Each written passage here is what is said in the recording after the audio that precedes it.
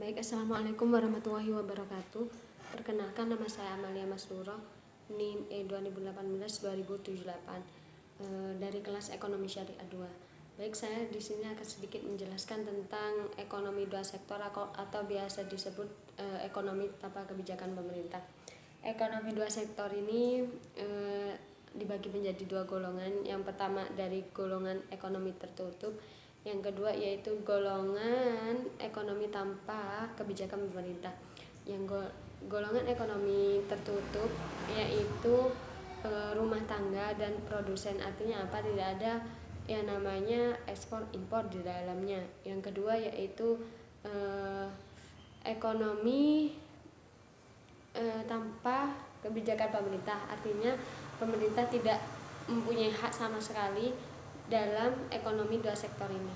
Pemerintah tidak berhak untuk mengatur jalannya ekonomi dua sektor ini. Yang kedua yaitu ciri-ciri dari ekonomi dua sektor. Yang pertama yaitu cirinya produksi dari faktor rumah tangga. Jadi produksi itu dilakukan dari faktor rumah tangga. Yang kedua yaitu barang-barang yang dua sektor miliki, yaitu untuk memenuhi kebutuhan manusia itu sendiri. Yang ketiga yaitu alur pendapatan dari ekonomi dua sektor. Alur pendapatan dari ekonomi dua sektor ini yang pertama yaitu ada alur rumah tangga dan alur produksi. Artinya alur rumah tangga dan alur produksi ini saling berkesinambungan, bahasanya melingkar untuk membentuk suatu perekonomian. Jadi siklusnya selalu berputar seperti itu.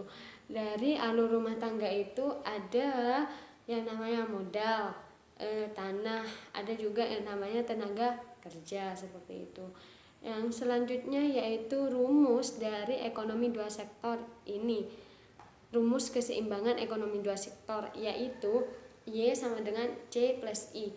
Y itu apa? Yaitu Y sama dengan pendapatan, C yaitu konsumsi, I yaitu investasi. Selanjutnya yaitu ada juga tentang rumus dari konsumsi itu sendiri, yaitu C sama dengan A plus BY. Artinya A itu C tadi yaitu konsumsi, A itu konsumsi yang tidak bergantung pada pendapatan. Artinya konsumsi ini dibutuhkan, sangat-sangat dibutuhkan meskipun tidak ada pemasukan atau pendapatan. Contoh makanan pokok, makan, minum, dan lain sebagainya. Selanjutnya BY. BY ini adalah hasrat marginal seseorang untuk memenuhi kebutuhan konsumsinya. Yang selanjutnya saya akan menjelaskan tentang fungsi konsumsi dan fungsi konsumsi.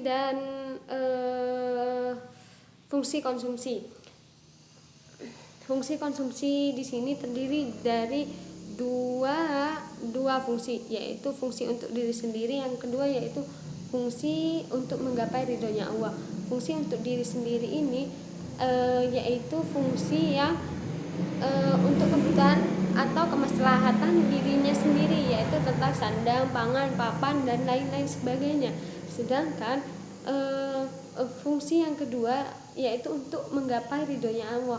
Untuk menggapai ridhonya Allah ini terdiri dari beberapa, yaitu tentang zakat, infak, sedekah, dan lain-lain sebagainya.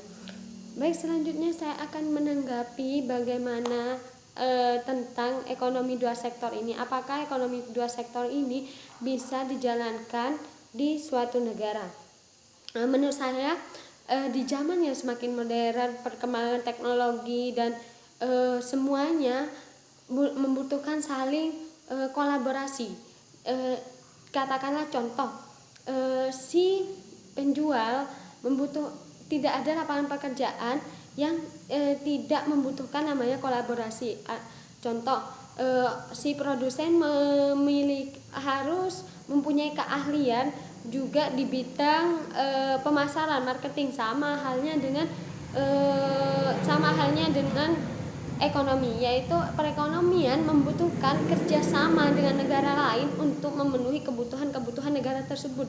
Artinya apa? Kebutuhan negara tersebut itu sangatlah banyak, sedangkan alat pemuas dari kebutuhan tersebut sedikit. Makanya dari suatu negara manapun itu sangat memerlukan yang namanya kerjasama, saling kolaborasi untuk saling melengkapi kebutuhan atau kemaslahatan umatnya bersama. Jadi ekonomi dua sektor ini sangat-sangat tidak mungkin menurut saya untuk digunakan di zaman yang sekarang ini seperti itu. Kalau dikaitkan dengan fenomena sekarang, virus corona mewabah di mana-mana, itu sangat membutuhkan pertolongan orang lain, pertolongan dari negara lain, contoh APD dan lain-lain sebagainya. Jadi ekonomi dua sektor ini sangat tidak relevan ketika diterapkan khususnya di negara Indonesia itu sendiri. Kurang lebihnya dari saya, mohon maaf, cukup sekian dari saya tanggapan saya mengenai ekonomi dua sektor ini. Kurang lebihnya mohon maaf. Wassalamualaikum warahmatullahi wabarakatuh.